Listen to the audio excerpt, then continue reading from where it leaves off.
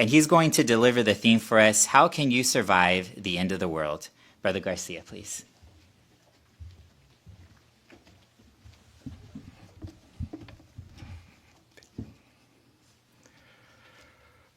The day after tomorrow, Armageddon, Infinity War, Independence Day, War of the Worlds.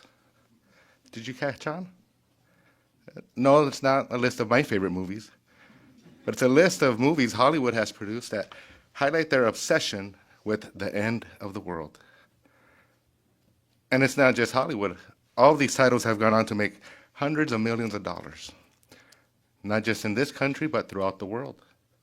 So this highlights mankind's interest, mankind's wanting to know what is the end of the world. Well, in our case, having Bible knowledge, we are at peace knowing that the world, the planet itself, will always exist. It will not come to an end. One simple Bible truth highlighted in Ecclesiastes 1:4. The earth remains forever.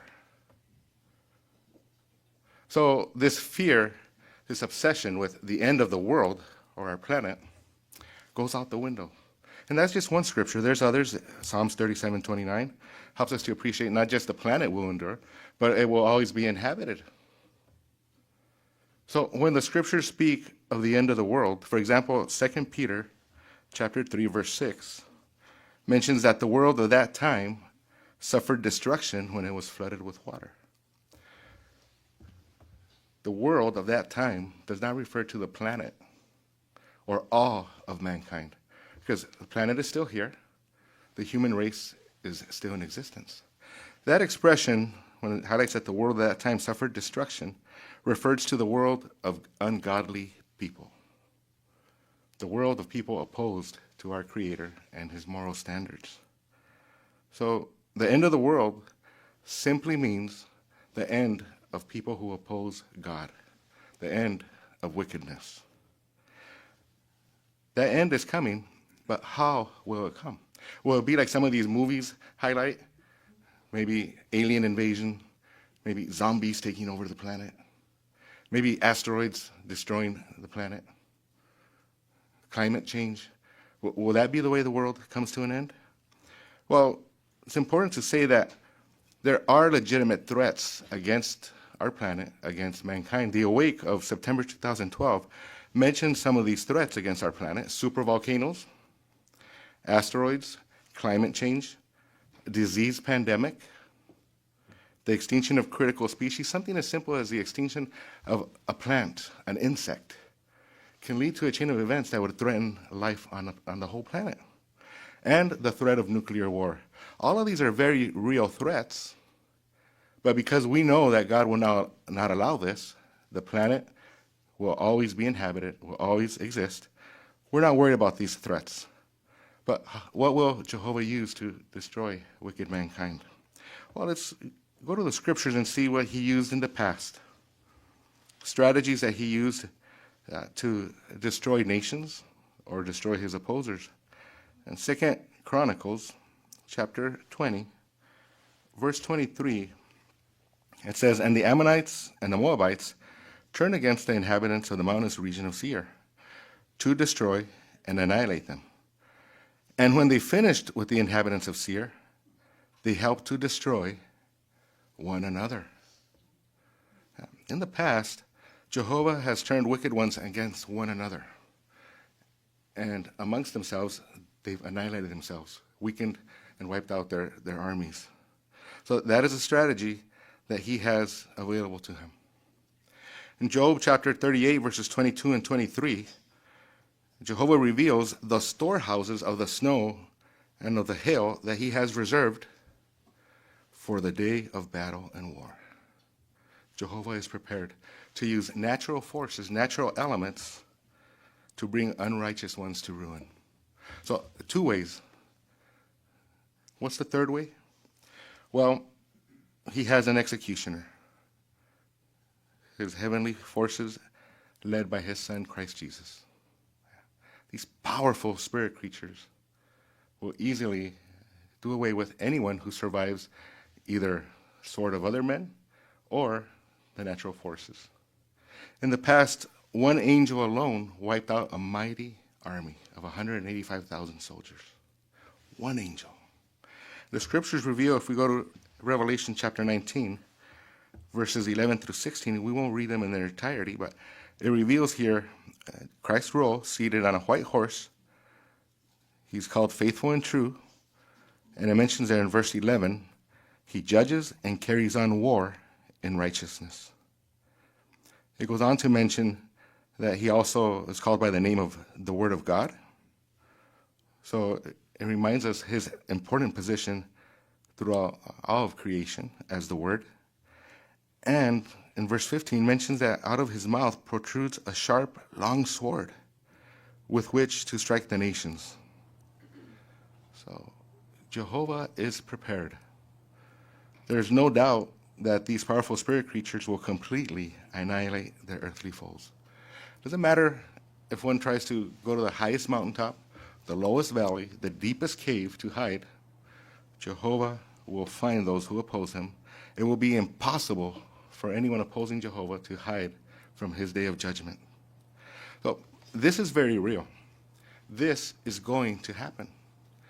So a natural question that you and I should be asking ourselves, if we value our life, if we enjoy living, is what do I do to survive this? How do I make sure I'm not amongst those that will come to an end when the world of ungodly people ends? Well, we're going to draw parallels with what Jehovah did in the past during Noah's day.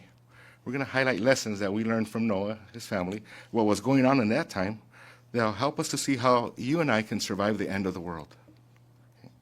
Let's go together to Genesis chapter 6. And we can appreciate here why Jehovah kept Noah safe when he brought the flood upon the world and destroyed all ungodly ones. Genesis chapter 6 and verse 9. It says, "This is the history of Noah. Noah was a righteous man. He proved himself faultless among his contemporaries. Noah walked with the true God." Some might read that expression, Noah was a righteous man, and think, wow, Noah was perfect. Well, he wasn't. He was righteous in the sense that he strived to get to know what God required of him and do his best to do just that. When it says that he was faultless, it doesn't mean he never made mistakes or he never sinned.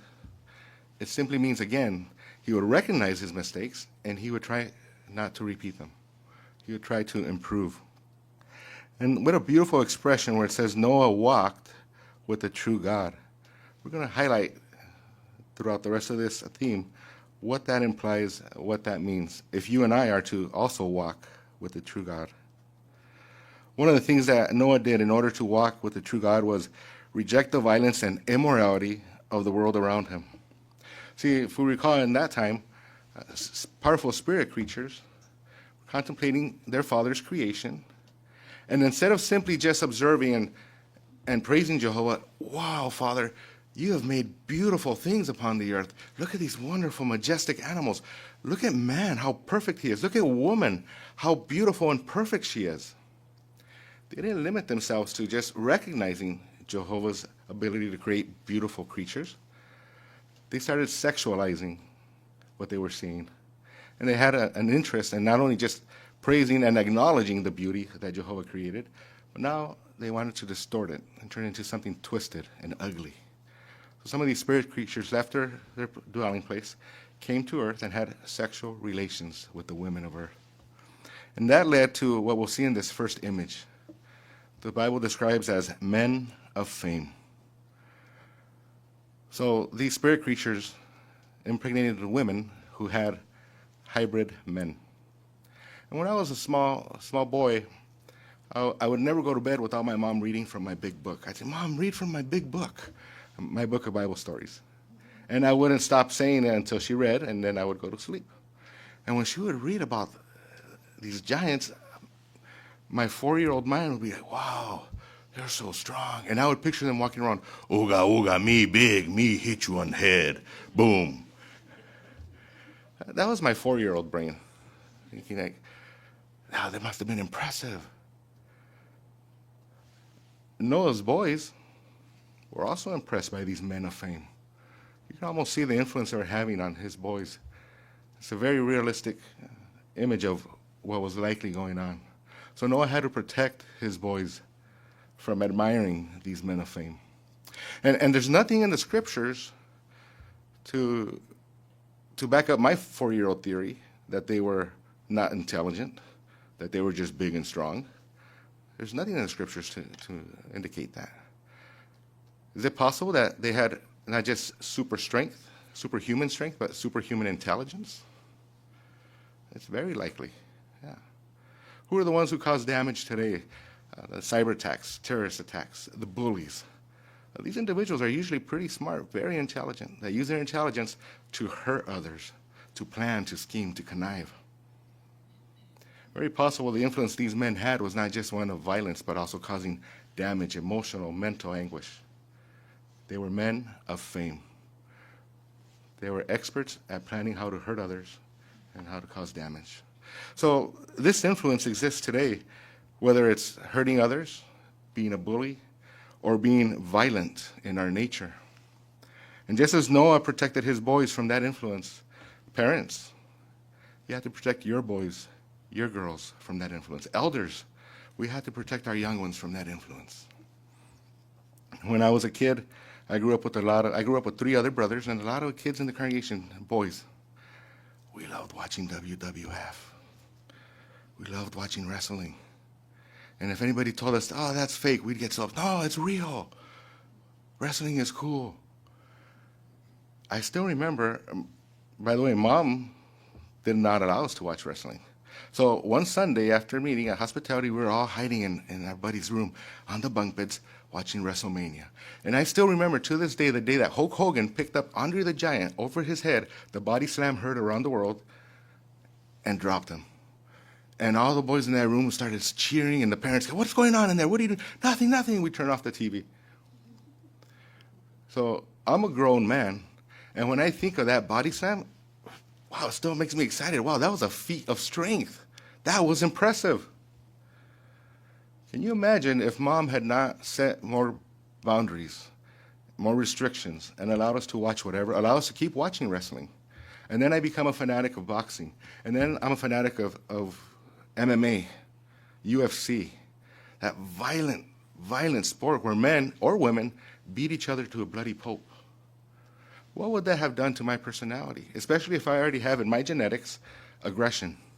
Yeah, very aggressive grandfathers, an aggressive father. And now I'm consumed by violent entertainment.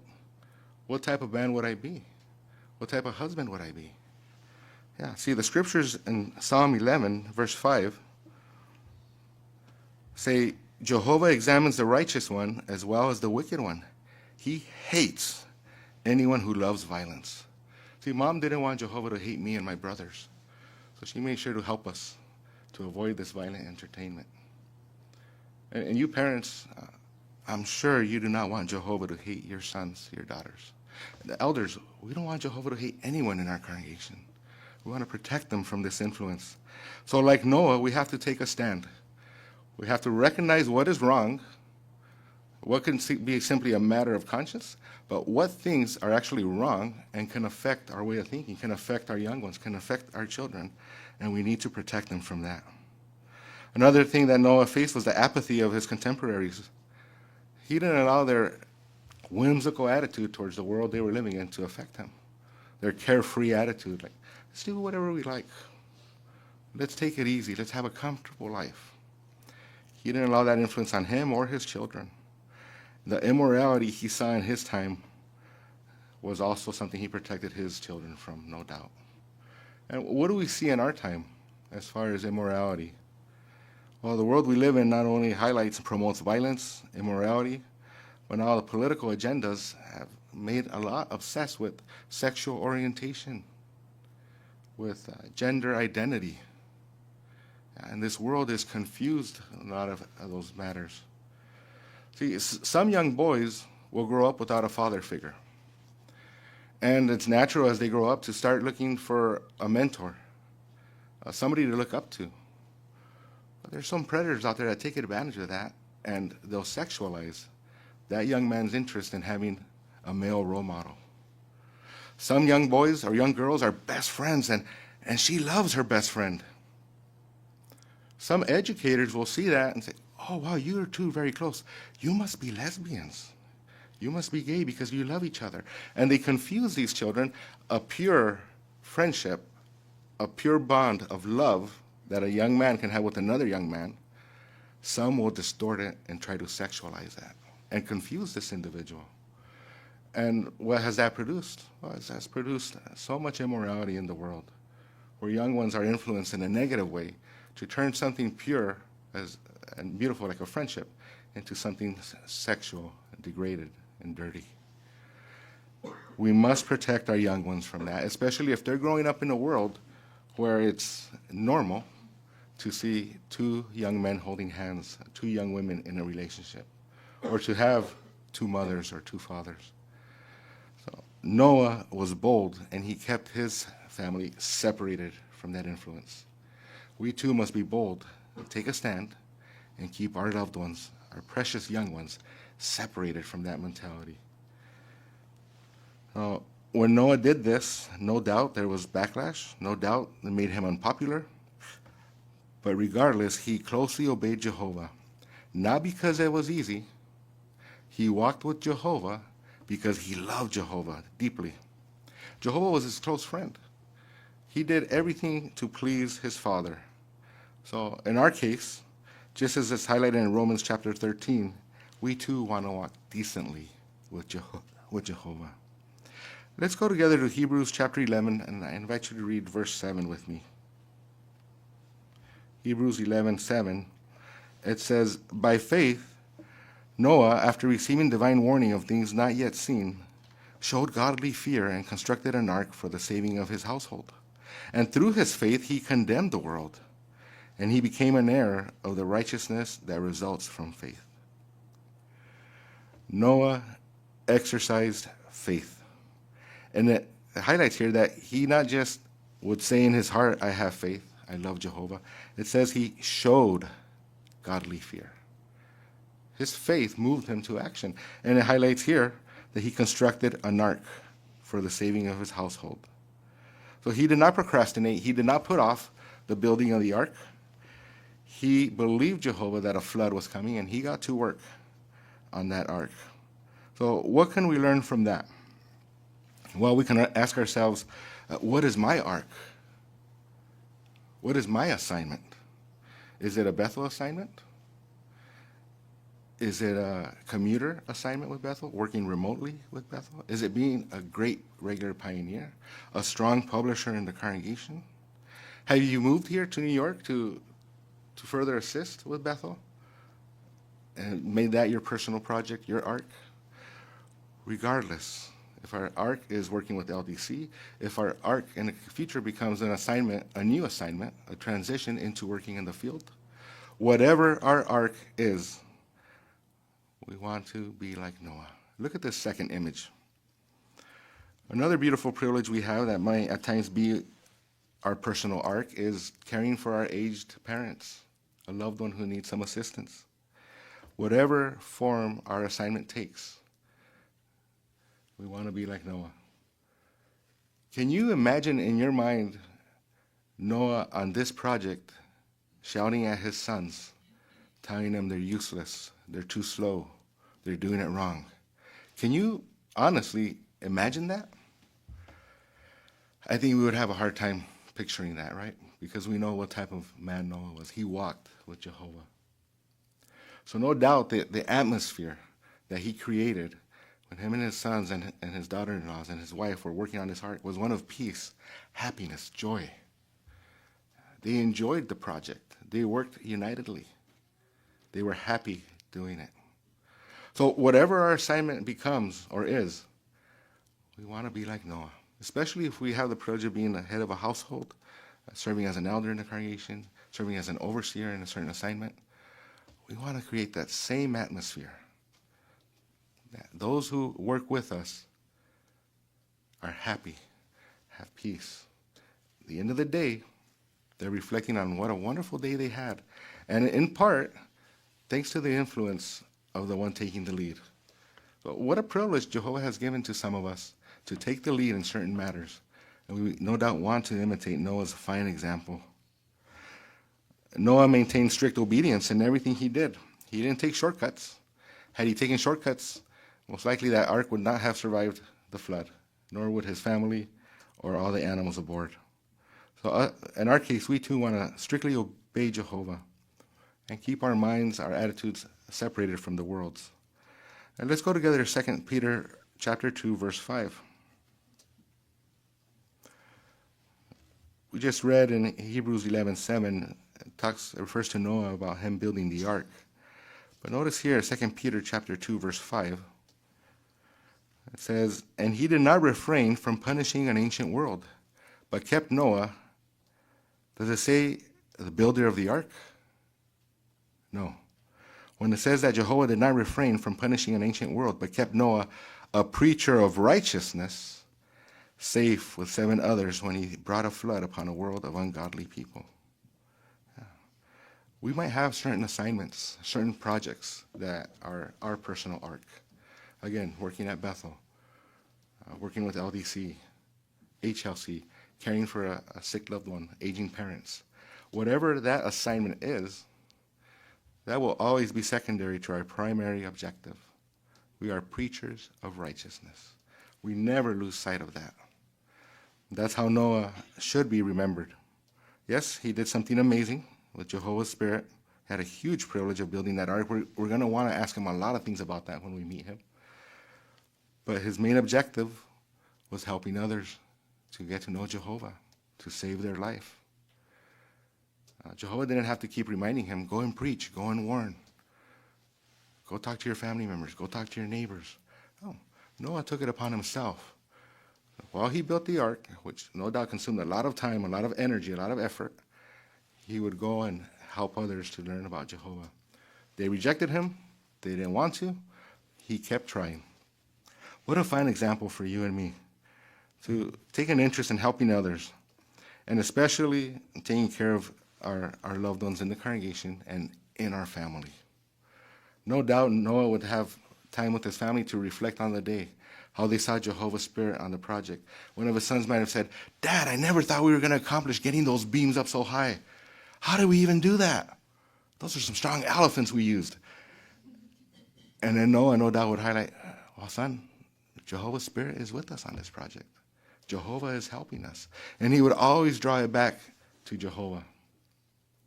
We too, within our family, want to always draw it back to Jehovah and how he takes care of us. I think of the example the governing body has set for us in recent years. How do you feel when you see an update? What's the purpose of these updates? Are they to just simply entertain us, inform us? Don't you feel that when you see an update, it draws you closer to our worldwide family? We receive news on how they're doing in other parts of the world, how the work is advancing, and it makes us feel closer to them. It makes us feel like we're so tight-knit as a spiritual family throughout the whole world. And then these updates too, the governing body gives us reminders to protect us, to help us.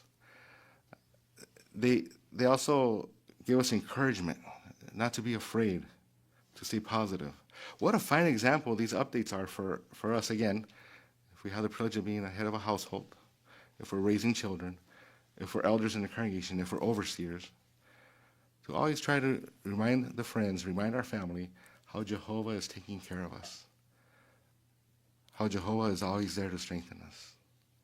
Yeah. I don't know if you agree with me, but sometimes I'll see these updates and I think in my head, I'll toast to that. Yeah. It just brings us all in line with even our way of thinking. The changes, thanks to these updates and the Bible principles they base the changes on, help us all to accept them and adapt to them. We don't question them. We trust. We're confident. We have peace because we know Jehovah is in control and he's using these spiritual men to take the lead. Well, that same arrangement trickles down into the congregation, into the family unit. We have to be spiritual men and women who take the lead and take care of our families and the congregation. So we must be like Noah in the sense that he also cared for strangers. We spend so much time helping strangers learn about Jehovah. so that they too can be saved and join us in our happy future. So, as we go back through what we discussed today, the world will come to an end. Not the way that many think. It's not the planet. It's not all of mankind. It's the world of ungodly people. How will Jehovah do this? Well, it's very likely he will use things he used in the past, turning ones against each other, using natural forces, but primarily he has appointed his son to bring about his war and do away with wickedness. This will happen. We've talked about what you and I must do to survive. We want to be like Noah and avoid the immorality, the violence, the twisted, distorted way of thinking that Satan has promoted throughout the world. We want to be focused on our assignments, having joy and unity in those assignments. We want to focus primarily on our preaching work and helping others to learn about Jehovah. How will we feel when we see the end of wickedness and we start experiencing all the blessings that come afterwards? Well, think how Noah must have felt, how happy and thankful he must have felt, even redeemed to a point, when the ark came to rest, the doors were opened, and he saw fresh, crisp, clean air. How must he have felt? Well, let's visualize that in this final image. It must have been thrilling for them to step out onto a cleansed earth, free of unrighteousness. What a beautiful image. How proud do you think his wife, his sons, his daughter-in-laws were of him at that moment? Oh, Dad, you got us through this. You helped us to believe in Jehovah and do what Jehovah wanted. Thank you, Dad. Yeah. What a privilege he had. Well, you and I are going to feel exactly like that. But see, sometimes we could be a little short-sighted. When we were going through the pandemic, maybe all we were focused on was, when are we finally going to get off of Zoom and get back to the kingdom halls? When are we going to be able to be with one another again? When we're going through a trial, an illness, maybe all we're focused on, when am I going to feel better? When is this sickness going to go away? Maybe if we're going through financial struggles, all we're focused on, when am I finally going to be able to breathe financially and have enough to cover my expenses? So these very real situations that we face now can make us a bit short-sighted. And all we're seeing is the end of that situation, the end of that problem. But we want to be like Noah. He never lost sight of the big picture. So our relief, a deep breath we're going to take, will finally come when Jehovah does away with ungodly ones and the earth is cleansed and free of unrighteousness. So if you and I become people of godly devotion and continue to be people of godly devotion, we will be saved when Jehovah destroys the world of ungodly ones. And our wish is that each one of us are among those survivors, those happy survivors.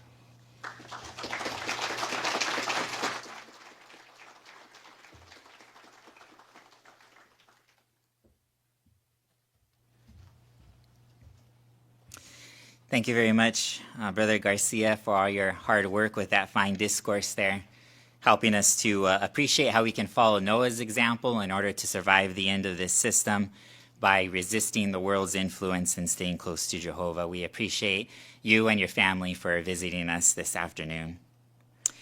Well, we have much more spiritual food to consider now by means of our Watchtower study. So now we'll go ahead and invite Brother Laylor to lead us in that discussion.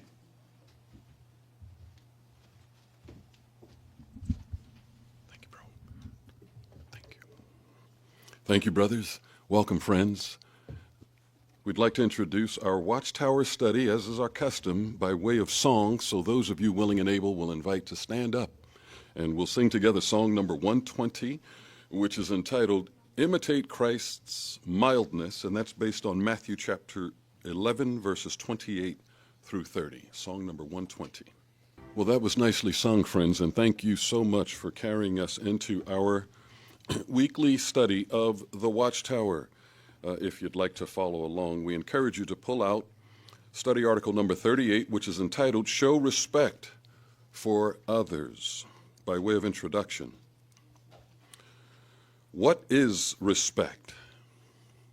How does Jehovah define respect according to the Bible? Particularly, as our opening paragraphs reveal, within the family, between fellow believers, and towards non-witnesses unrelated to us in the faith. The focus of our discussion will center on the why and how scriptural respect is shown, especially when circumstances in each of these three scenarios are less than favorable. So with that, our theme text is taken from Proverbs chapter 22, verse 1. To be respected is better than silver and gold. What does that mean? We'll give attention to that in our opening paragraph. So let's commence. We'll join with dear brother Walter Mejia with the reading of paragraph number 1. Welcome, dear brother. Do you appreciate it when people show you respect? No doubt you do. Respect is a basic human need. We thrive when we receive it. No wonder the Bible says that to be respected is better than silver and gold. Thank you for that. So before we read the opening read scripture there, the theme text, let's answer this question if we could. Why do humans appreciate being shown respect, friends? Why is that?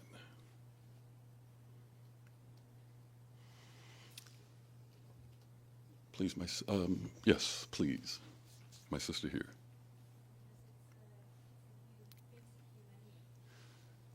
Can we get sound, dear brothers, if we could?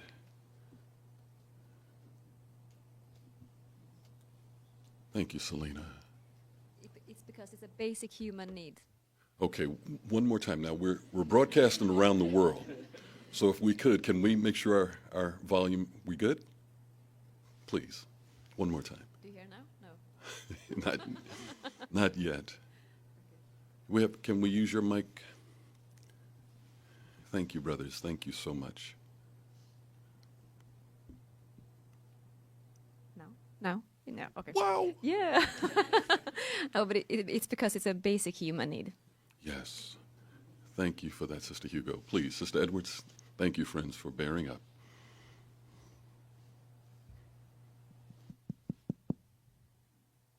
It's as essential as air and water. And so I love how it says we thrive when we receive it, and it's because we actually need it. Yes. So now let's take a look at our read scripture together, if we could. Proverbs chapter 22, verse 1. Who'd like to read that for us? Brother Martin? Jonathan? A good name is to be chosen rather than great wealth. To be respected is better than silver and gold. Very good, friends. So with that in mind, what is respect likened to, and how valuable is it to a wise person according to the proverb, and why? Please, Brother Green, Chase. Well, it says it's more valuable than silver and gold. So for thousands of years, those were materials that have been highly valued. And I just thought it was interesting how the paragraph, it calls it out as it's a human need. So it's something that Jehovah built into only us, and it's something that Jehovah recognizes that we need. And so that's why it's compared. Only a human can appreciate gold. An animal doesn't appreciate gold, but we do. Excellent. Beautiful. Beautiful thought. Please, my dear brother here.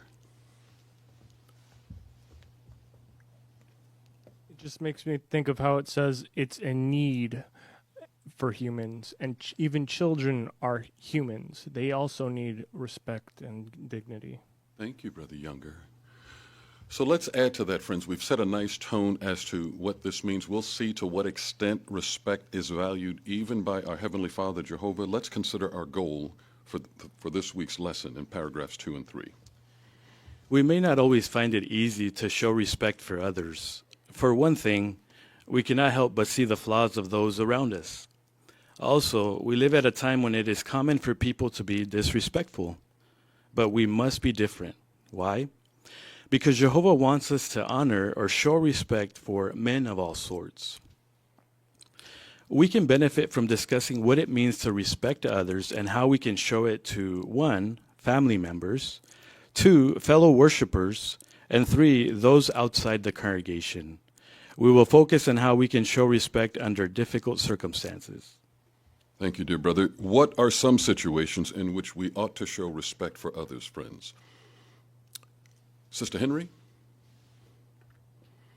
1 Peter 2:17 brings out that we should show honor to all sort of men.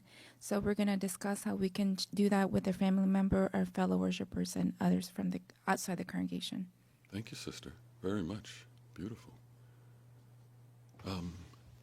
My sister here, please.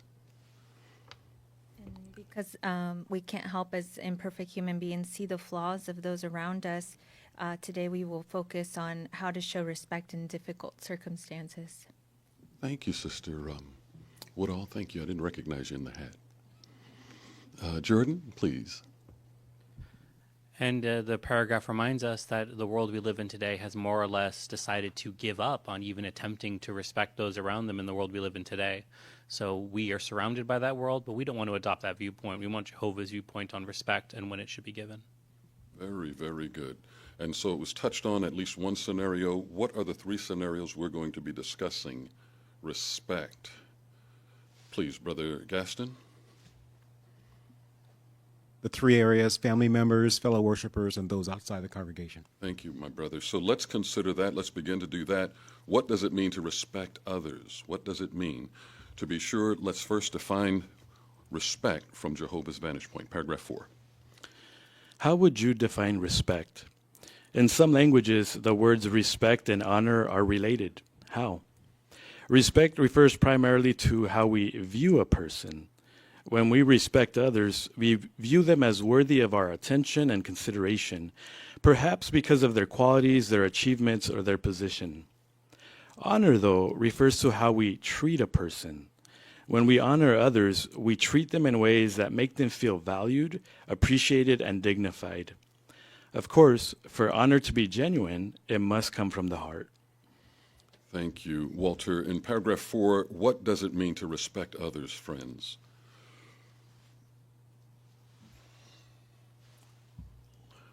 Let's go to Zoom and hear from Brother and Sister Hamilton, please.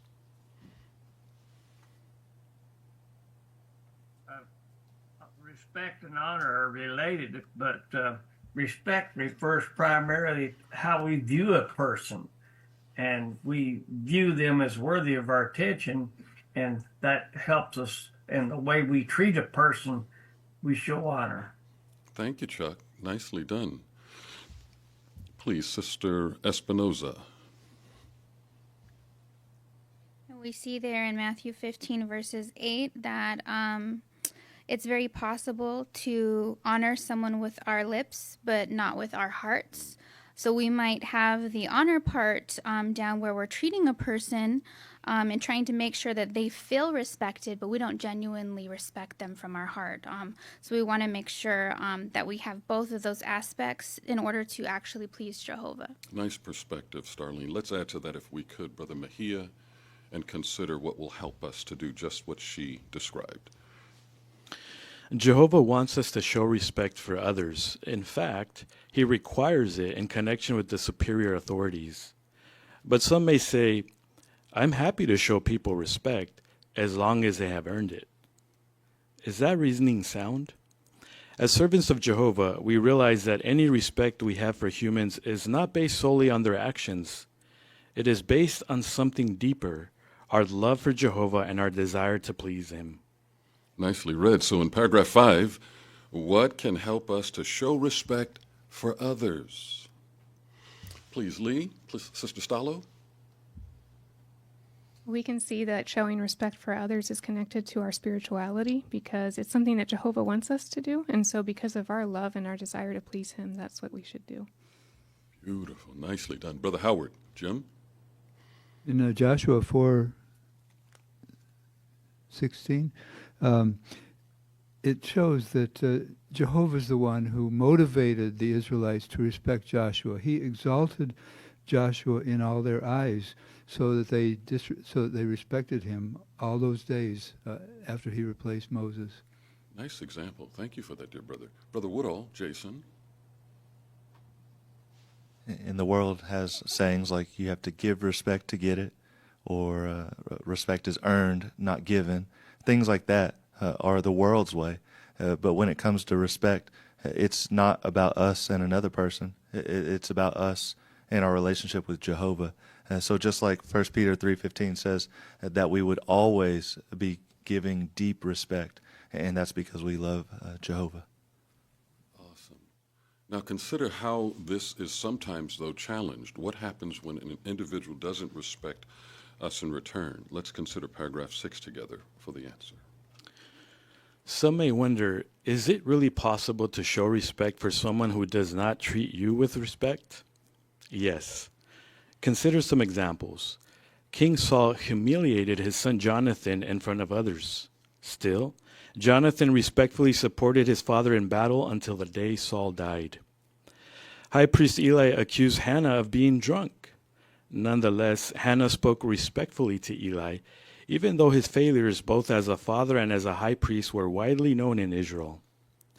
And men of Athens insulted the Apostle Paul, calling him a chatterer. Despite this, Paul spoke respectfully to them. It should be evident that deep love for Jehovah and a healthy fear of displeasing him can move us to show respect for others, not only when it is easy, but also when it is difficult. Let us discuss who deserves our respect and why. Thank you, brother. So before we've got the picture. I was going to say before we bring up the picture, but is it possible to show respect for someone who does not respect you? Sister Thorpe.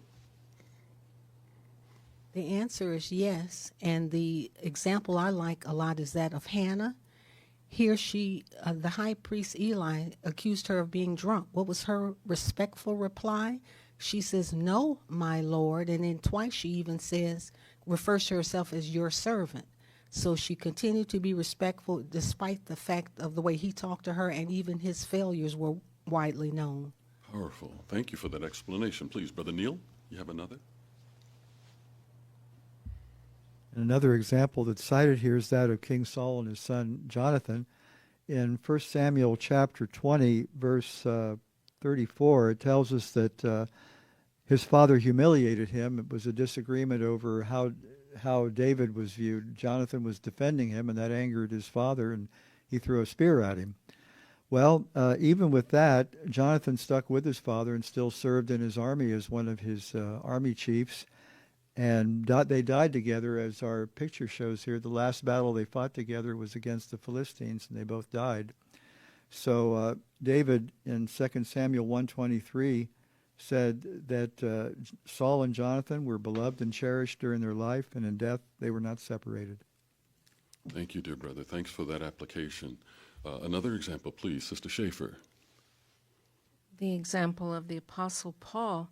We see how the Athenians were so rude, they actually called him a chatterer, which to them was a derogatory sense, because that they didn't feel he was qualified, and he just picks up scraps of knowledge like a babbler. But in effect, they really were saying that he was ignorantly chattering about things he didn't really understand. But this didn't hold him back, because in chapter 17, verse 22, Paul addressed them in a respectful manner.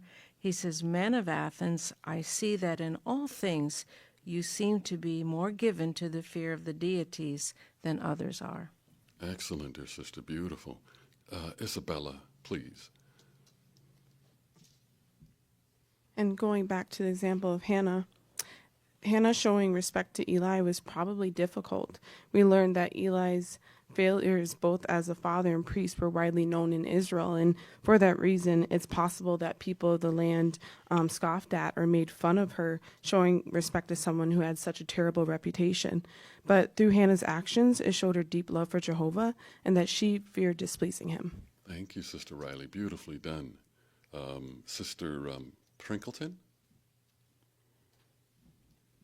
And highlighting both Hannah and Jonathan, they both did not receive respect from Jehovah's appointed one. And it really showed, too, that even though they didn't receive that respect, they still honored Jehovah's arrangement rather than focusing on how they were treated. So it really showed that their loyalty was to Jehovah, and that's why they were able to give respect in a hard time. Well done. Brother Alvarez. So it shows us that we don't choose who we respect. We respect everyone. That's the way Jehovah wants it. And it's so beautifully put in the paragraphs. Deep love for Jehovah and healthy fear of displeasing him can move us to show respect, even though when it's not easy and even might be challenging, but we do it because that's what Jehovah wants us to do. Thank you for that, dear brother. Brother Cass Stevens, Eli? Not only were these three individuals not shown respect, they were actually disrespected. Jonathan was humiliated, Hannah was accused, Paul was insulted, but they were able to overcome these personal attacks and still show respect where it was due. Outstanding, Eli. Sister Jarek? And it's really amazing that Paul showed any respect to the Epicureans because they believed that the ultimate experience was only experiencing pleasure 90% of the time. That was their religion. Morality had no basis. They believed in poetry that was built on a Greek philosopher. So nothing they had was in any basis. And the way they spoke about it was that Paul was a senseless man. Nothing he said had any point to it, and that religion in itself had no morality. So for Paul to be able to see that and to experience that and then to be called basically someone who was stupid, for Paul to be able to stand there and speak respectfully to them shows a lot on his character and how Jehovah wants us to treat others. Thank you for that, dear sister. So when we see the picture one more time, what's reflected here to you? Brother Shanafelt? Thinking back to how what happened with Jonathan was in front of others, perhaps others maybe in the army had heard about what had happened. Jonathan didn't take that and maybe hold him back in the ways he showed respect. Where we see him depicted is he's actually at the forefront. So this respect led him to risking his life, and his deep love for Jehovah outweighed this, how he had been treated by his father in the past. Excellent, Tyler. Zach? It was a really subtle touch, but I appreciate the man to the right of Saul kind of looking at Jonathan, kind of like, are you sure about this? You sure we should do this? Which showed that Jonathan, he probably had to resist other influences trying to push him maybe away from respecting Saul. And if he had any hint of disrespect, it would have been reflected in a moment where your life's at stake. But we see down to the end, Jonathan truly respected Saul, and that was reflected in his actions.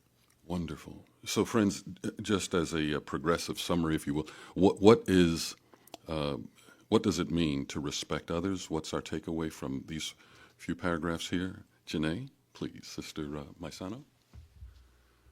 Well, the Bible's view of respect is how we view a person as worthy of our attention, and then we treat that person in a way that makes them feel like we value them.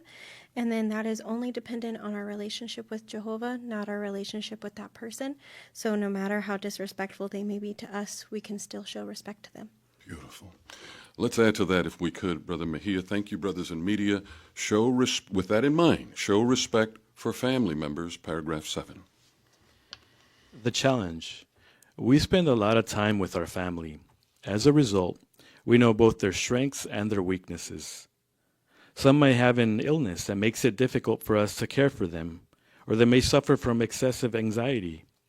Others may even speak and act in ways that hurt us.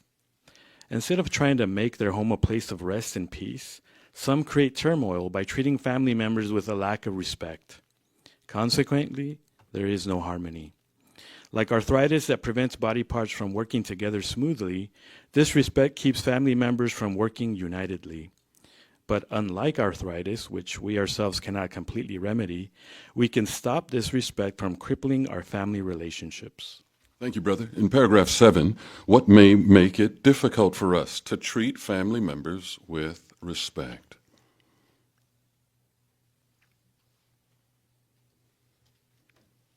Sister Laidler, Marcy.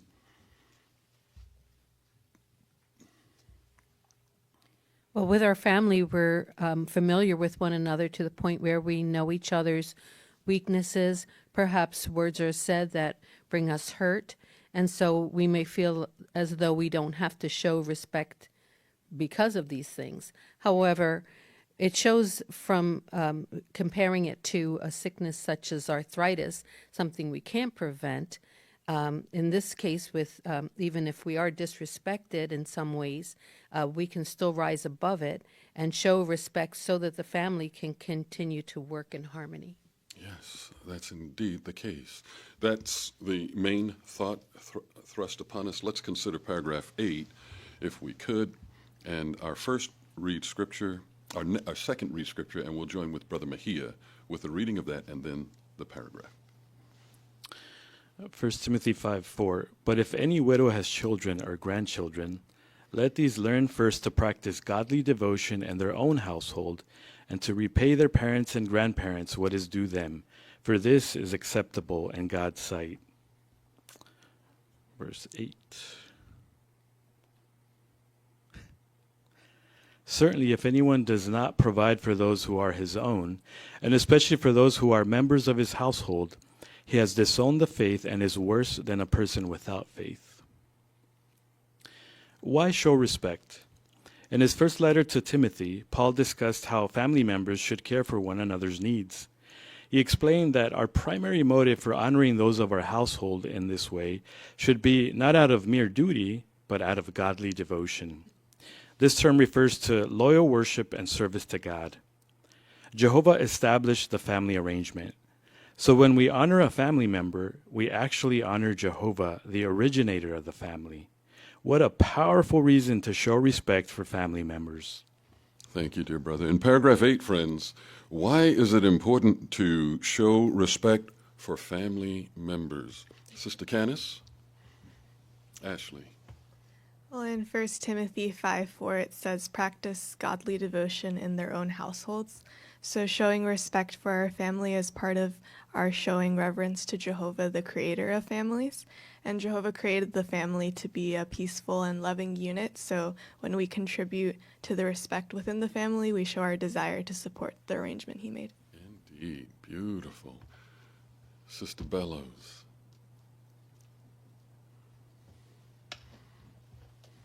The study notes on 1 Timothy 4 also point out that some Bible translations render the verb that Paul used to translate godly devotion, practice godly devotion, as respect or fulfill their duty. But this leaves out the spiritual motive that moves Christians to carry out sometimes something that is a very challenging work. Beautiful, beautiful thought. Brother Jarek?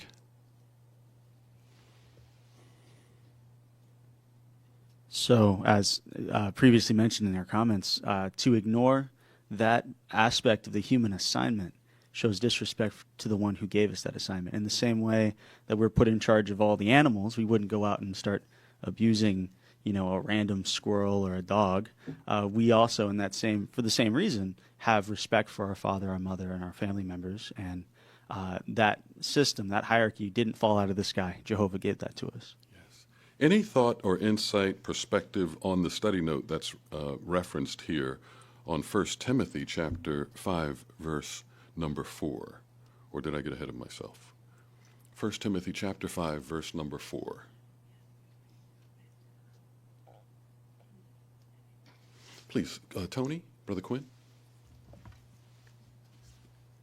That note talks about how it takes it beyond the realm of duty. It brings in a spiritual aspect of it, showing qualities that we learn as Christians. And it even takes it to the point of acknowledging that there can be a challenging aspect to it. It even mentions the word heart-rending work. Sometimes the people we love the most can hurt us the most. So these challenges can run really deep. It can be really hard for people to treat family members with respect, but as they employ these Christian qualities, this oftentimes heart-rending work is worth it. Excellent application, dear brother. Let's use what Tony just shared and a few insights you all have shared and consider now the husband and the wife. In paragraph 9, how can husband and wife show respect for other in light of these principles? Paragraph 9. How to show respect. A husband who honors his wife shows both in private and in public that she is precious to him. He never strikes her, humiliates her, or makes her feel worthless. Ariel, who lives in Argentina, says, "Because of my wife's illness, she at times says things that hurt me. When this happens, I remind myself that her words do not reflect her true feelings. In tense moments, I recall 1 Corinthians 13:5, which motivates me to communicate in a respectful way rather than in a demeaning way. A wife honors her husband by speaking well of him to others. She avoids sarcasm, mocking, and name-calling. She realizes that such conduct is a rust that corrodes a marriage. A sister in Italy whose husband struggles with anxiety says, "At times, I feel that my husband's concerns are exaggerated. In the past, my words and facial expressions revealed a lack of respect for him. But I find that the more I associate with people who talk about others respectfully, the more I am moved to show respect for my husband." Thank you, dear brother. Thank you, brothers in media, for the pictures. Our question: how can a husband and a wife show respect for each other? Andre, Brother Hugo, please. I start with the husband, but it says there in Proverbs 31:28 that her husband rises up and praises her. So this word to rise up, it's a visible action that others can see. So it should be clear for others that a husband really values her. Beautiful, dear brother. Further on that?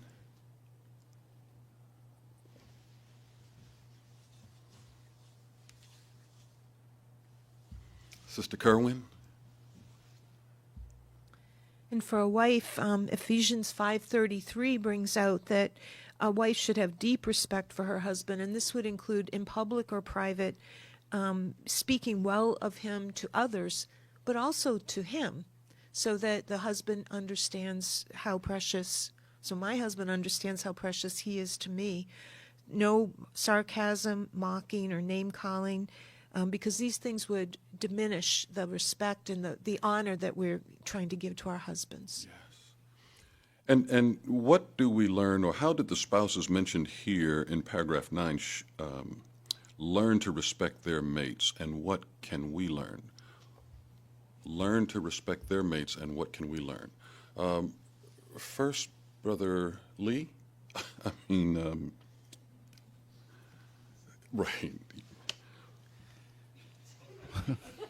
Brother Stallo. Well, in all these aspects, they went to the scriptures. They used Bible principles to guide their actions. And when it's highlighting 1 Corinthians 13, that's talking about love, the principal quality of Jehovah's fruitage of the Spirit. So that was a motivating factor that, if you love someone, these are the things you don't do. And then in talking about not being demeaning, these are things that Jehovah doesn't do to us. And so they're literally learning from our grand instructor, Jehovah. Beautiful, Daniel. Thank you for that. Brother Caballero. Alec? And in the other experience, we see how our association can affect the way we respect others too. The sister here said that when I associate with people who speak about others respectfully, I'm more motivated. So our association has a big impact on that too. Beautiful. Excellent.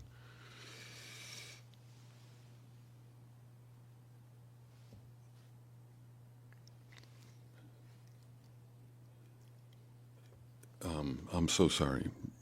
Brother Gaston, sorry. That's okay. So, and the sister from Italy, interestingly, she realized that respect even got to the point of their facial expressions and body language. So not only overtly, but inwardly, the way she carried herself made a big difference as to how respect was shown. And what can we draw from our picture? Thank you, friends, for indulging me. Sister Cass Stevens, Becky. Well, the picture on the left really illustrates that the husband respects his wife. He knows that it takes time and effort to prepare to show hospitality, and he's helping her with that. But then on the right, we see maybe they're thanking her for this evening and the association and the spread, and you can tell that she's acknowledging the help that her husband gave her. So both of them were showing respect to each other. Powerful, powerful, beautiful. Let's add to that if we could, Walter. Thank you, friends, for indulging. Let's consider paragraph 10 and more to this this point. Young people, obey the family rules that your parents set for you. Speak respectfully to your parents. As they get older, your parents may need more of your attention. Do your best to care for them. Consider the example of Maria, whose father is not one of Jehovah's Witnesses. When her father fell ill, he made it difficult for Maria to care for him. She recalls, "I prayed not only to have respect for my father, but also to be able to show it. I reasoned that if Jehovah asked me to honor my parents, then logically he can give me the strength to do so. In time, I came to realize that my father does not have to change his conduct in order for me to treat him with respect. When we honor our family members despite their failings, we prove that we respect Jehovah's arrangement."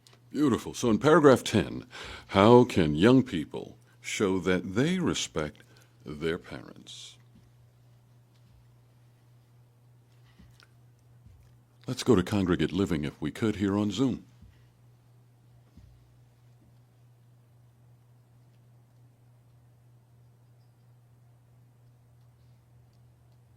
Show it is naturally they want to do the best they can to honor their parents, and of course the parents appreciate that. But when they get older, then naturally the children want to do the best to show respect for them, and one way they can do that to be able to do the best as they can to care for them in their old age, and so that's one way they can do it. Thank you, Brother Jordan.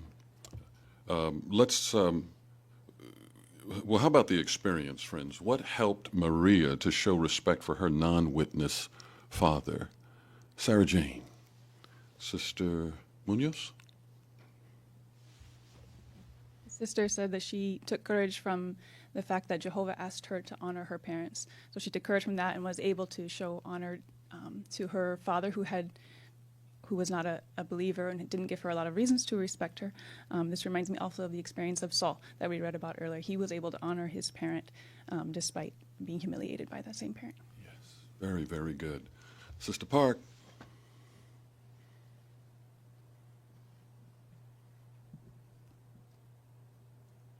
I like what she says, that in time she came to realize that her father didn't have to change his conduct for her to actually treat him with respect.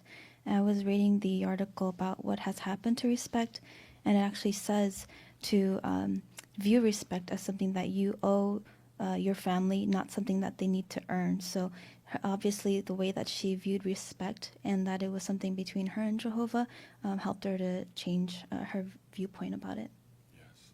So in this subheading, friends, let's say, why is respect often more of a challenge to show within the family arrangement?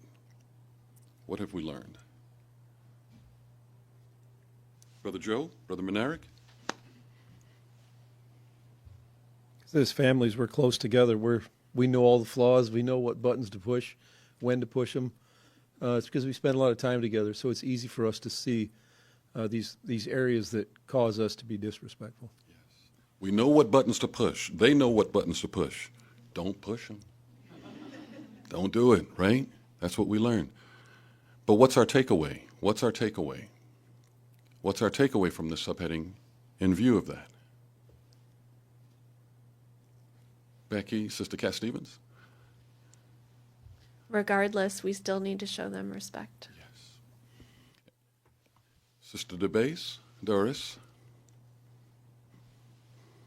And when we honor a family member, we're actually honoring Jehovah himself because he originated the families. Outstanding. Beautiful. And that's the key. Show respect for fellow worshipers. Let's consider paragraph 11 with Brother Mejia. The challenge. Fellow believers live by Bible standards, yet at times some may treat us unkindly, judge us unfairly, or irritate us. If a fellow worshiper gives us a cause for complaint, we may struggle to continue treating him with respect. What can help us to cope? Paragraph 11 asks, why may it be difficult to treat fellow worshipers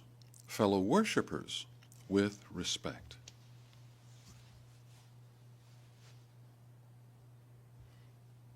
Brother Thorpe? We know we're all imperfect. So at times we may be unkind to one of our fellow believers, judge them wrong or unfairly, or irritate them. So that can definitely make it difficult. Very good, dear one. Let's first, Brother Isaac. Jacob, close. Garza, his last name. But sometimes we can also set higher standards for those in the congregation. We expect them to treat us a certain way because they live by Bible standards. So when they don't, that can disappoint us, and it can make it hard for us to show respect. Thank you for that. Now, Brother Isaac, behind Brother Garza. Yeah, similar thought. It can make it more challenging. If you would be somebody out there in the world, he's not a Christian, and even in this area, we can add to that, but he's a Bethelite. How can you do that to me? So, yeah, those factors can make it more challenging to show respect after something like that. That could happen because we are imperfect. We live, right? We have a reputation of living by Bible standards, right? We do. So we take certain things for granted because, we're related in the faith based on that. So when something is a little off center, we get a little bit. But let's consider why, even then, we should show respect. We'll follow along with Brother Mejia with the reading of 2 Peter chapter 2, verses 9 through 12, our read scripture, and then the paragraph. So then, Jehovah knows how to rescue people of godly devotion out of trial, but to reserve unrighteous people to be destroyed on the day of judgment, especially those who seek to defile the flesh of others and who despise authority. Daring and self-willed, they are not afraid to speak abusively of glorious ones, whereas angels, although they are greater in strength and power, do not bring against them an accusation in abusive terms out of respect for Jehovah. But these men, like unreasoning animals that act on instinct and are born to be caught and destroyed, speak abusively about things of which they are ignorant. They will suffer destruction brought on by their own destructive course.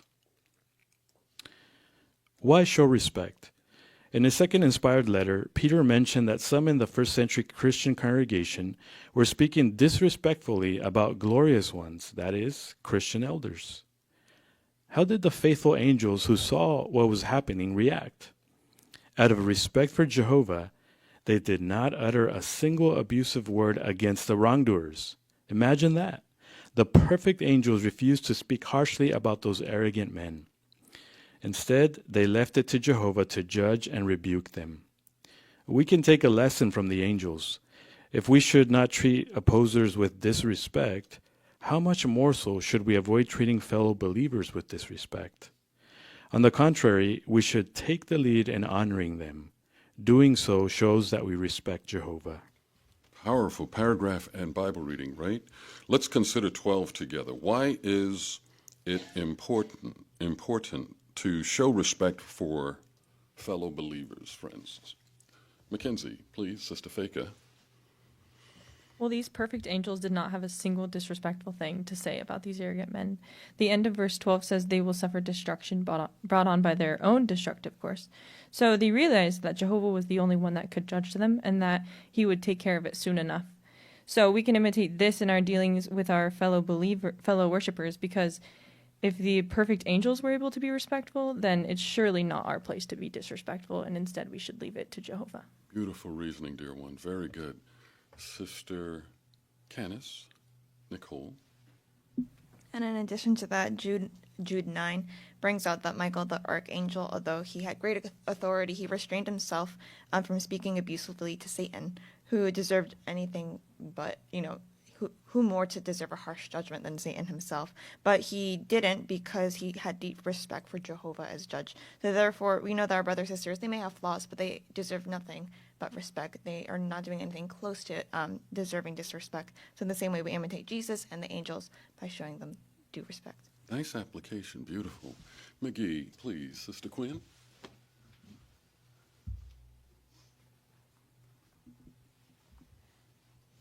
And And it's incredible how Jehovah gives us kind of a key in dealing with weaknesses and imperfections of others with respect, because really few things are as effective in drawing us closer to others than overlooking mistakes and offenses. So when we do have those challenges, it actually presents us with an even better opportunity to draw even closer together when we do take that step to show the initiative in showing respect. Excellent application, dear sister. Beautiful. Taylor, please. Sister Shanafelt? Along with McGee's point, Romans 12:10 there in the paragraph talks about being proactive in how we show respect to others. And so that latter part of the verse says, in showing honor to one another, take the lead. So by taking the initiative, making that first move and showing respect to others, we're ultimately going to show honor to them, but by taking that initiative, we're also going to show honor to Jehovah. Powerful. Please, Sister Maisano, Jordan. And going back to Peter, verse 9 talks about people of godly devotion, and that's our motive right there. We heard this in the previous paragraphs, but it's here again. So that loyal worship to Jehovah, that love for Jehovah, and that respect for him, that is our key motivating factor to love our brothers and sisters. Beautiful. Sister Rosas? That same line of thought, when we think about taking the lead or taking the initiative, it means that that's always our go-to. We don't think, am I going to be respectful? Am I going to show tender affection? But it's always going to be our go-to when it comes to our brothers and sisters. Yes. And if I could turn your attention or draw your attention back to our Bible reading at 2 Peter chapter 2,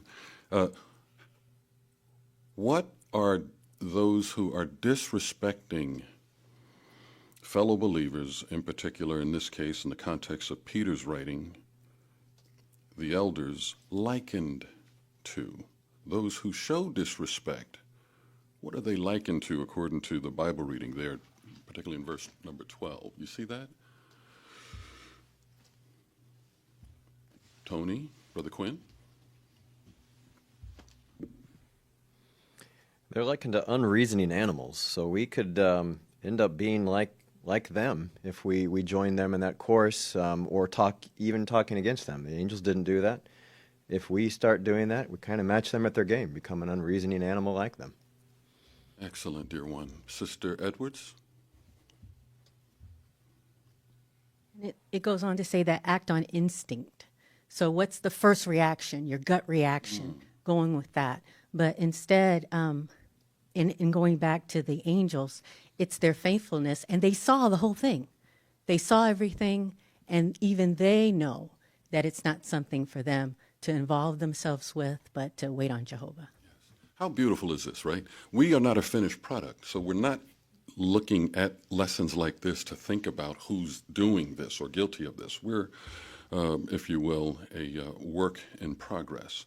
But again, we are being reminded this is the term or expression respect as defined by Jehovah. This is from Jehovah's perspective. So how encouraging to write our perspective and help us to be aspirational in this regard so that we can live according to Jehovah's standard.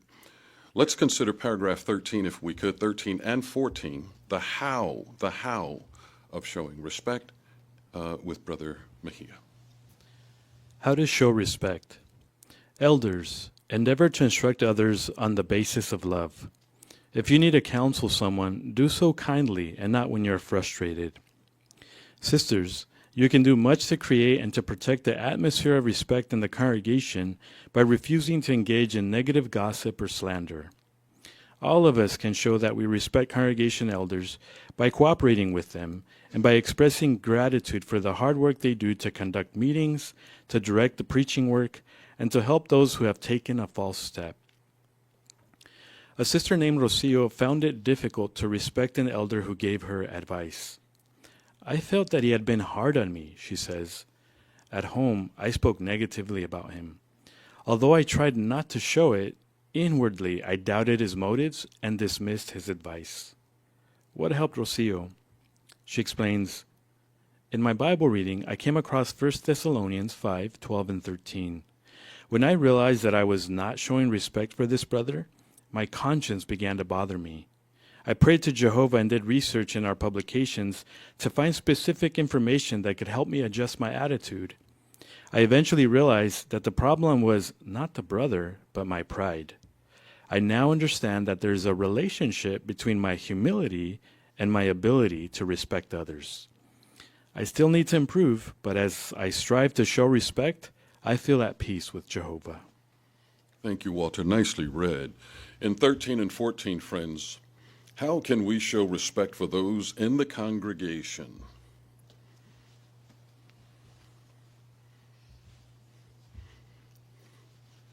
Before we give the examples, how can we just kind of show respect for those in the congregation?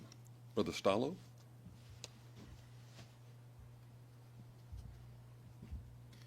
Well, we can see here, based on the scripture at Philemon 8:9, or Philemon verses 8 and 9, that it's on the basis of love. So it gives us instruction as elders to make sure that we're instructing others in the basis of love. If we have to counsel someone, don't bring emotion into it. Don't act frustrated. Do the loving thing. Pause, give yourself some time, then approach them. And then with sisters, it even talks about making sure to protect the atmosphere. Again, it's the loving thing to not gossip about someone and not to slander. So Paul's bringing us right back to Jehovah being the source of why we respect others. Outstanding. Beautiful. Ife, please, Brother Garcia. And as elders, we can appreciate how much Jehovah values respect. He gives us clear instruction on we have to help somebody in the congregation who's underage, a sister perhaps, how we always involve and go through the head of the family, the parents, to show respect for their position in Jehovah's arrangement. Beautiful. Nice application. Sister Chacon, Alicia, please. I liked in this paragraph how it shows that everyone in the congregation has a role in protecting the respect of it. When it talked about the atmosphere of respect in the congregation, it takes a lot of effort to create that atmosphere, but it can be crumbled very easily by disrespect or having a ungrateful attitude. But being cooperative and being grateful for all that the brothers are doing can really nurture that atmosphere and encourage others to display that respect as well. Beautiful application. So how is that reflected? Some of what you all have shared, how is that reflected in our image, our picture? Please, Sister Jessica. In the picture, the sister may have come across a scripture that helped her see a younger elder in her hall in a different light. Although he's much younger and not as experienced, she seems like she's trying to look for ways in which to show her respect and appreciation. And here it looks like she's noticing that he's a great speaker, he helps the friends, and that he takes care of the hall.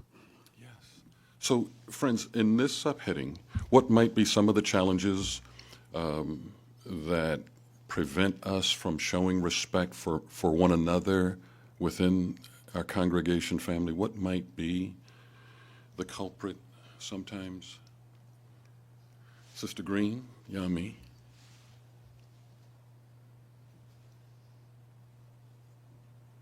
So it's similar to in the family dynamic where we spend a lot of time with each other. So there's going to be times where we're treated unkindly or judged unfairly, but also there's times where we do that. So there has to be room for some work in progress, basically. Everybody's a work in progress, but if we focus on the fact that we are trying to show this respect because of Jehovah and towards him, then that will help us to keep working on it. Beautiful, dear one. Excellent. Alec, please, Brother Caballero. And so, like the sister, we can let our pride get in the way. Somebody says something that hurts us, and it affects the way we feel about them. And so we have to think back to Jonathan, too, because his pride was, his father was coming at his pride, right? And so he set a great example. And so we want to look at the good qualities in people, and we see the sister doing that in these pictures. She's thinking about the good things, and that can help us to change our attitude towards them, too. Beautiful application, dear one.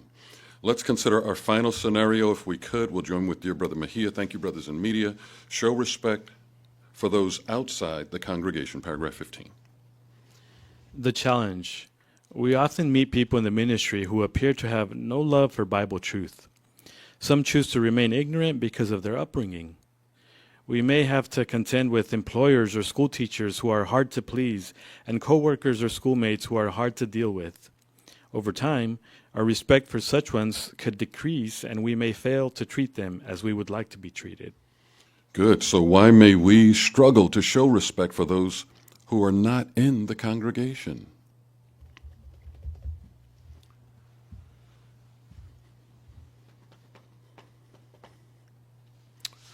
Oh, please, my sister, right next to Sister Kerwin.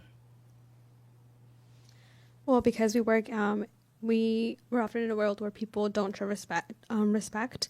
I really liked what the paragraph mentioned in saying that some choose to remain ignorant. Sometimes it's easier to be nice to someone who doesn't know better, so to speak. But it's someone who's deliberately going out of their way to be so mean or nasty, it can be a lot harder.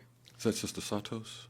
Thank you. Thank you, Sister Santos. Beautiful thought. Let's add to that and consider, if we could, Walter, why, despite that, should we show respect?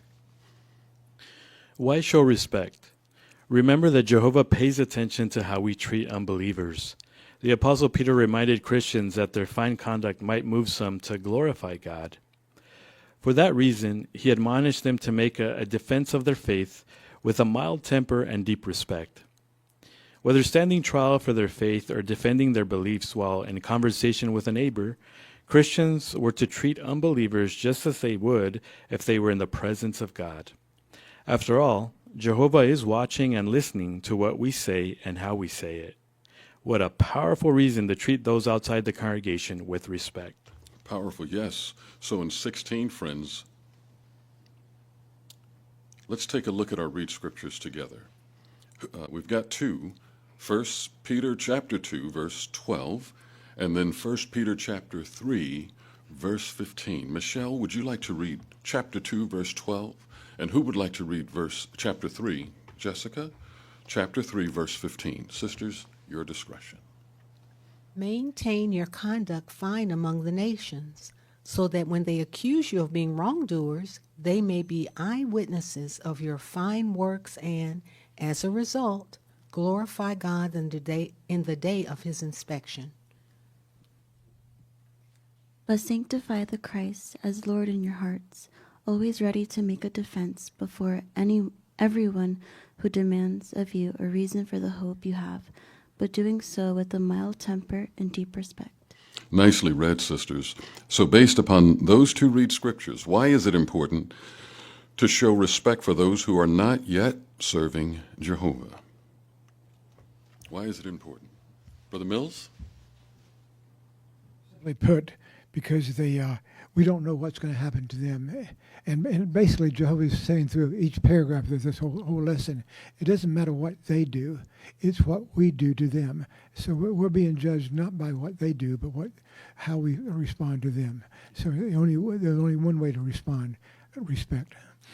Beautiful. Sister Gonzalez.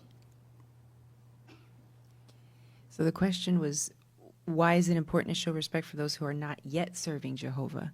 Not yet. They have the potential, and our behavior and the way that we treat others could play a direct role or have an impact on that.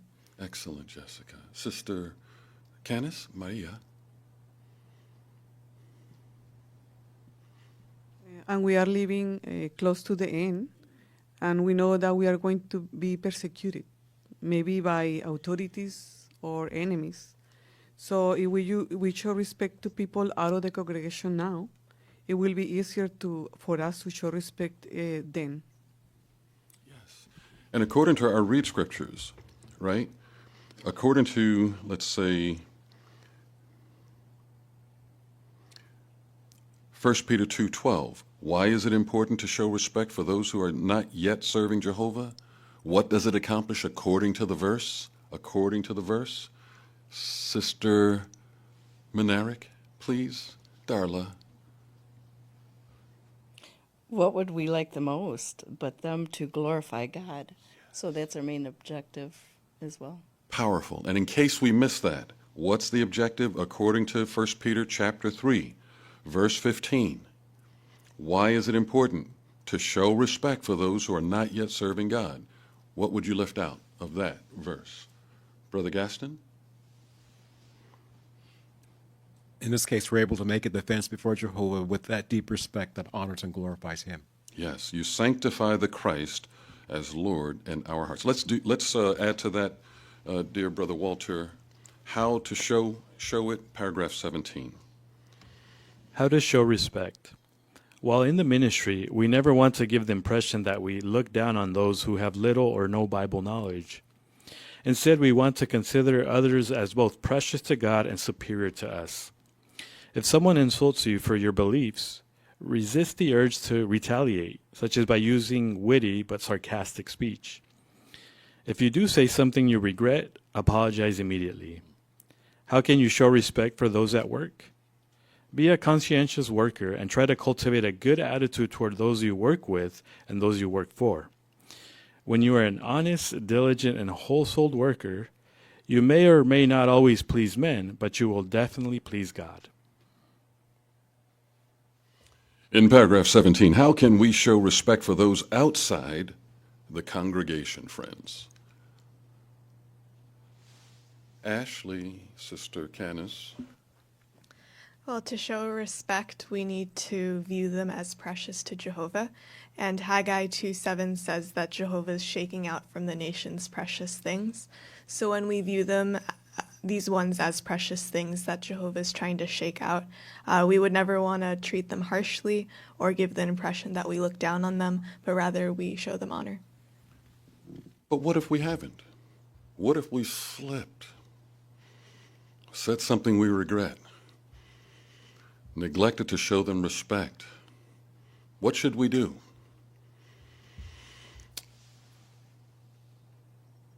My dear brother, please and welcome. Here it says we should apologize immediately. What does that do? What does apologizing immediately do? Why wouldn't we want to linger? Sister Kerwin? Well, that person knows that we've disrespected him or made a mistake, and the longer we let that go, the longer that will fester. But when we immediately say, I'm really sorry, I shouldn't have said that, I'm sorry I snapped, whatever, that person has a different viewpoint of Jehovah's people. And again, we do this because Jehovah wants us to be respectful of all people. We're reflecting his qualities. We want them to know what kind of God we worship. Sister Prinkleton? And also, too, we want to give that impression of not looking down on others that have little to or no Bible knowledge, especially in the work setting that we just talked about, because humility attracts, and we don't want to push people away from Jehovah. And then in the workplace, it may have been mentioned, Sister Burke?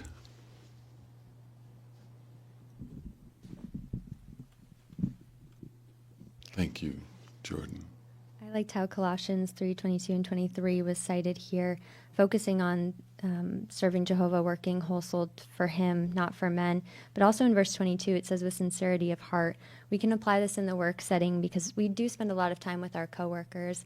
Maybe it's our employees, employer, but also patients, clients, people who come into our work. If our respect for them isn't consistent and across the board, our coworkers will notice. They know we're Jehovah's Witnesses. They know we show respect. So it's important to focus on showing this quality to all, giving honor to Jehovah. Excellent, Caitlin. Beautiful. Let's conclude, and we thank Brother Mejia for his fine reading. Let's conclude. We'll consider paragraph 18 together. What good reasons we have to cultivate and show respect for others. We have seen that when we show respect for our family, we honor our family head Jehovah. Likewise, when we show respect for our spiritual brothers and sisters, we honor our Heavenly Father. And when we show respect for those outside the congregation, we create the best possible circumstances for them to glorify or honor our great God. Even if we never receive respect in return from some humans, it will be worthwhile to cultivate and show respect for them. Why? Because Jehovah will bless us. He promises, those honoring me, I will honor. Beautiful, Walter. Why is it worthwhile? Am I too loud? Marcy says I'm too loud a lot. Why is it worthwhile to cultivate and show respect for others?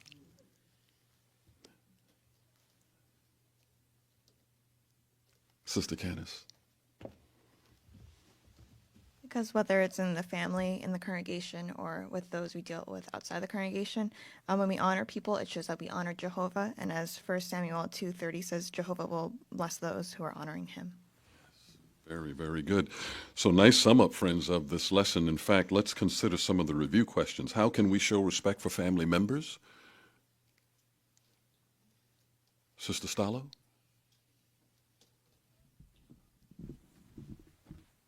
Well, both in private and in public, we would not want to use speech that was mocking or name-calling, but we want to speak well of each other. Beautiful, dear sister. How can we show respect for fellow worshipers? Sister DeBase? Well, when we choose not to indulge in negative talk or slander, and when we work with the elders and express gratitude for their hard work, for caring, teaching, and shepherding. Thank you for that, dear sister. And how can we show respect for those outside the congregation? Those outside the congregation. Sister Schaefer? We can view them as Jehovah does, that they're precious to him. There's a possibility that one day they may actually worship him. So rather than looking down at them, we should consider others as superior. Beautiful. So in conclusion, friends, as we've seen, we have every reason to show respect for others in the family, within the congregation, and those outside of the congregation. Why?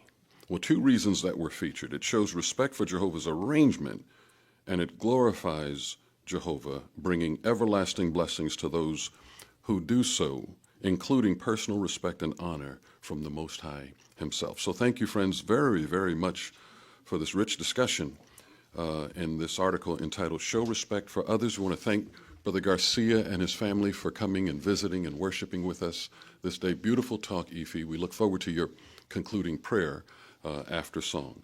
With that, friends, those of you willing and able will invite you to stand up and we'll sing together song number 129, We Will Keep Enduring, and that's based on Matthew chapter 24, verse 13. Song number 129, and a great weekend to everyone. How would you answer? How can we show respect for family members? Husbands show respect by treating their wives as precious treasures, both in private and in public settings.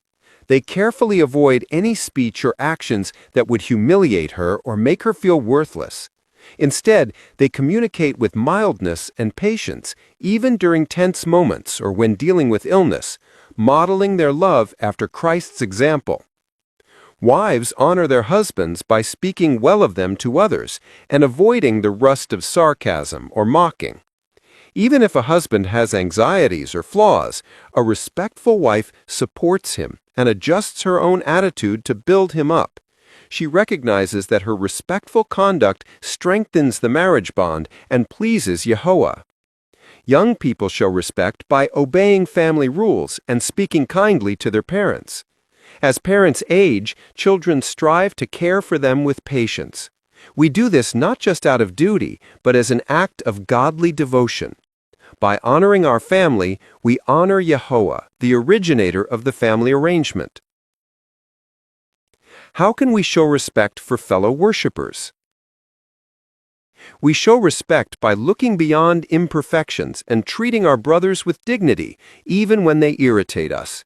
We imitate the faithful angels who refuse to speak abusively even against wrongdoers. We control our tongue and refuse to speak harshly about those taking the lead, recognizing that judgment belongs to Yehovah, not to us. Elders show respect by instructing the flock based on love, never frustration. Sisters contribute by avoiding harmful gossip that undermines unity. All of us show respect by cooperating fully with the appointed men and expressing gratitude for their hard work. We value their shepherding and support their efforts to guide the congregation. If we struggle to respect a specific brother due to a personality clash or past counsel, we examine our own hearts for pride. We pray for humility and search the Scriptures to adjust our thinking. By humbling ourselves and valuing our fellow worshipers as Yahweh does, we maintain peace and prove our love for God. How can we show respect to those outside the congregation? In the ministry, we treat everyone with deep respect, never looking down on those who lack Bible knowledge. We view them as potential brothers who are precious to God. When defending our faith, we do so with a mild temper, avoiding arguments or a superior attitude, knowing that our conduct is a powerful witness. At work or school, we show respect by being honest, diligent, and conscientious workers. We cultivate a positive attitude toward employers and teachers, even if they are difficult to please. By avoiding the complaining spirit of the world and working whole-souled as to Yahweh, we bring honor to God's name through our fine behavior. When facing insults or hostility, we resist the urge to retaliate with sarcasm or unkind words. Instead, we maintain our dignity and mildness. If we make a mistake, we apologize immediately. By treating unbelievers as if we were in Yahweh's presence, we create the best circumstances for them to eventually glorify our loving God.